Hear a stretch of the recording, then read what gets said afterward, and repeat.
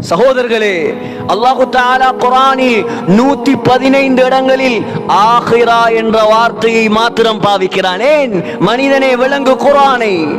40 நாளில் ஓதுவதற்கு மாத்திரமல்ல நான் குர்ஆனை இறக்கி இருக்கிறேன். மனிதனே, மௌத்தான ஊடுகளில் ஓதுவதற்கல்ல நான் குர்ஆனை இறக்கி வைத்திருக்கிறேன். வியாழக்கிழமை இரவில் மாத்திரம் யாசீன் ஓதுவதற்காக நான் குர்ஆனை இறக்கி வைத்திருக்கிறேன். உலகத்தில் உன்னுடைய சொர்க்கத்தை நரகத்தை நான் குர்ஆனில் தீர்மானித்து வைத்திருக்கிறேன். பெருட்டுங்கள் சகோதரர்களே குர்ஆனை. ஆகிரத்தை அல்லாஹ் சொல்லித் தருகிறான் குர்ஆனில்.